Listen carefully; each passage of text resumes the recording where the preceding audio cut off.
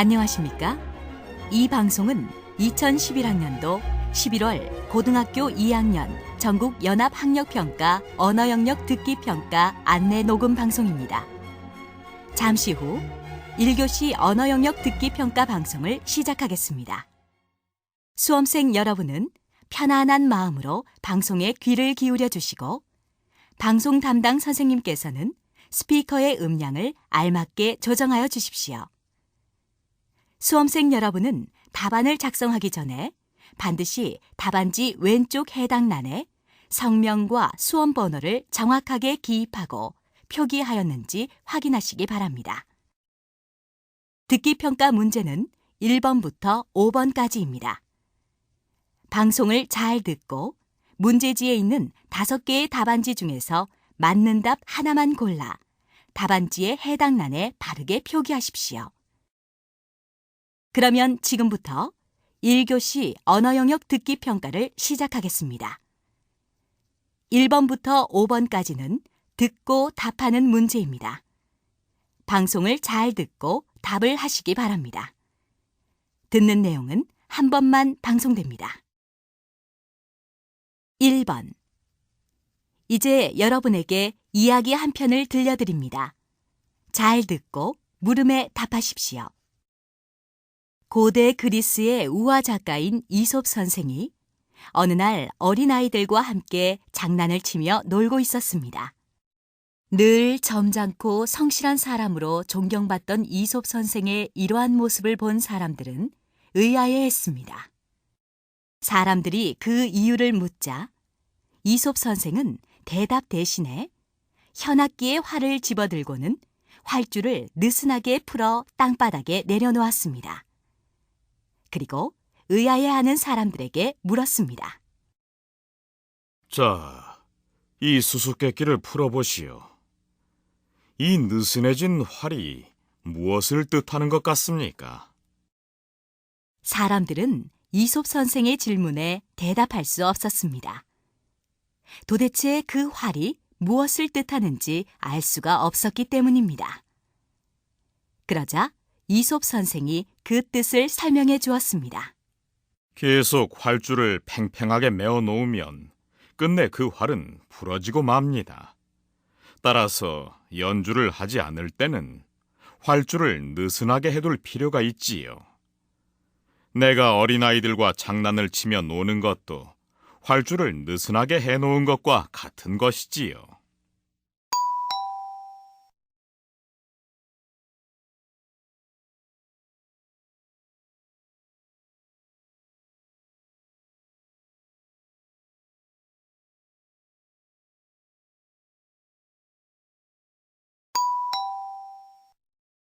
2번. 이번에는 문화 해설사와 학생들의 대화를 들려드립니다. 잘 듣고 물음에 답하십시오.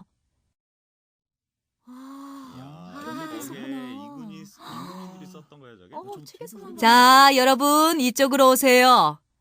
여기가 덕수궁의 중심 건물인 중화전입니다.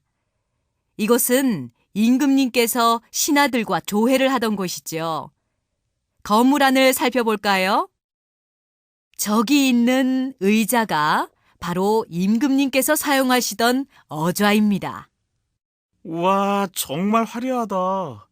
그런데 의자 위에 저 지붕같이 생긴 건 뭐죠?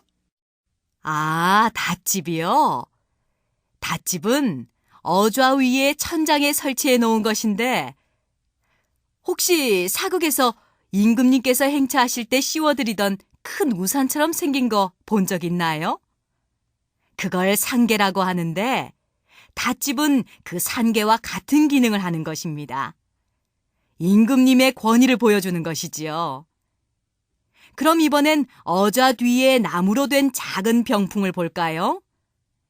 저것은 곡병이라 하는데 임금님을 상징하는 용무늬를 새겨 넣었죠. 아, 그런데 곡병 뒤에 저 그림은 뭐죠? 5개의 산이 그려진 것 말이에요. 저 그림은 1월 5학도라고 하는데 해와 달, 그리고 5개의 산봉우리를 그렸다고 해서 그렇게 부르죠. 1월 5학도는 임금님이 계신 곳에만 둘 수 있었던 그림이랍니다. 저 그림의 해는 임금님을 상징해서 임금님의 덕이 온 세상을 비추고 있음을 뜻하지요. 또한 해와 달, 그리고 5개의 봉우리는 음양오행사상을 담고 있기도 하답니다. 그리고 어좌를 둘러싸고 있는 난간이 보이지요? 저것은 보란이라고 하는데 어좌 주위를 감싸서 화려하게 꾸미는 역할을 하지요. 자, 이제 더 궁금한 건 없나요? 그럼 다음 장소로 이동하기 전에 퀴즈를 하나 내볼까요? 어좌와 주변 장식물 중에서 음양오행사상을 담고 있는 것은 무엇이었죠?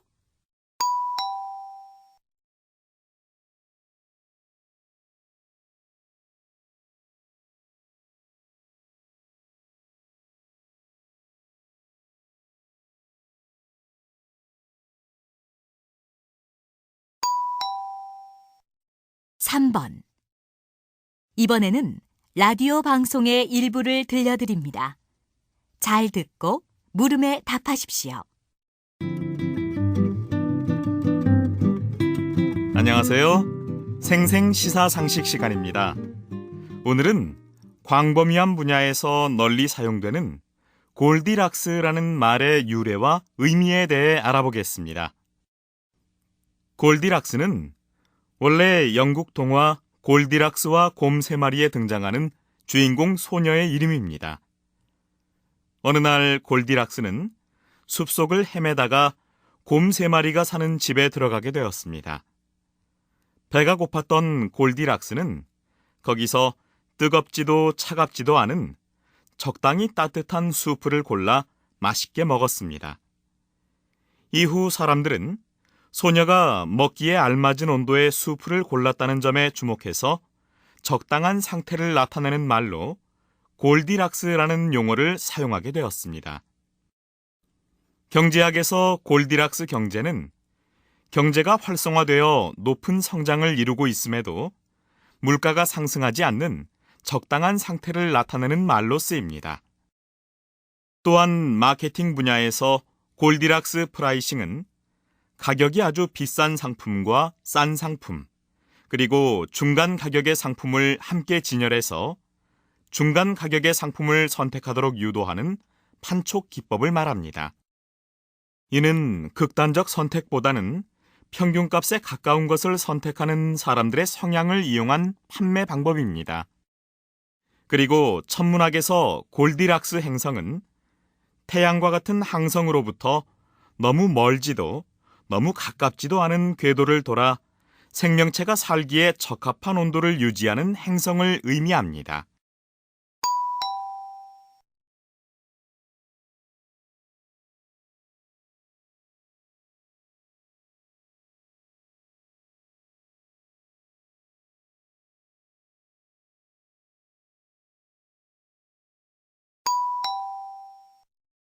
(4번과 5번) 이번에는 어느 학교 학생회의 토론 중 일부를 들려드립니다.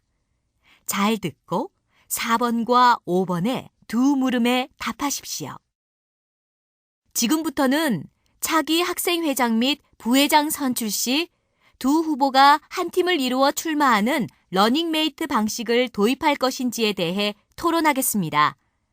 먼저 찬성 측 입장부터 말씀해 주십시오. 저는 러닝메이트 방식의 도입에 찬성합니다. 회장 및 부회장 후보가 따로 출마하는 지금의 방식에서는 각자 공약을 마련하고 선거를 준비하는 데 어려움이 많고 현실적으로 시간도 부족한 실정입니다. 이에 반해 러닝메이트 방식에서는 회장과 부회장 후보가 팀을 이루어 공약을 마련하고 선거운동을 함으로써 이러한 부담을 줄일 수 있습니다. 저는 러닝메이트 방식의 도입에 반대합니다. 만약 후보로 나서고 싶은데 팀을 이룰 러닝메이트를 구하지 못하면 어떻게 하죠? 이럴 경우에는 이 후보 자체가 제한되는 거 아닌가요?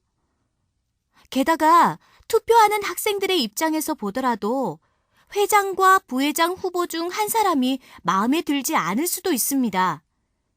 이럴 경우에는 어떻게 해야 하나요? 이처럼 러닝메이트 방식은 출마자와 투표자의 권리가 제한될 수 있다는 점에서 문제가 있다고 봅니다. 예, 출마자 및 투표자의 측면에서 러닝메이트 방식 도입에 대한 대립된 의견을 제시해 주셨습니다. 그럼 러닝메이트 방식이 학생회 운영에 어떤 영향을 미치게 될 것인지에 대해 의견을 나눠주시기 바랍니다. 러닝메이트 방식으로 당선된 회장과 부회장은 출마 단계에서부터 서로 협력하는 관계를 유지하게 됩니다. 그렇기 때문에 당선된 후에도 강력한 추진력을 가지고 학생회를 이끌어갈 수 있을 것이며 무엇보다 원활하고 신속하게 학생회 사업을 추진할 수 있을 것입니다. 물론 그러한 장점이 있을 수 있습니다. 그러나 회장과 부회장이 출마 단계에서부터 같은 뜻을 가지고 있었다는 점에서 학생회를 운영할 때 독단에 빠질 수도 있지 않을까요? 많은 학생들의 의견을 반영하기 위해서는 학생회 안에 다양한 목소리가 필요하므로 서로 다른 의견을 가진 후보자들이 따로 출마하도록 해야 한다고 생각합니다. 학생회 운영에 다양한 의견을 반영하는 것은 좋습니다. 하지만 서로 대립되는 공약을 가진 후보자들이 회장과 부회장으로 당선된다면 심각한 의견 충돌을 가져오게 됩니다. 이로 인해 학생회 운영에 차질을 빚게 된다면 큰 문제가 될 것입니다.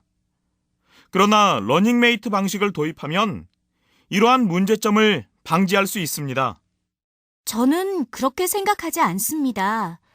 오히려 서로 다른 의견을 조율하고 협력해가는 과정을 통해 민주시민의 자질을 기를 수 있을 것입니다.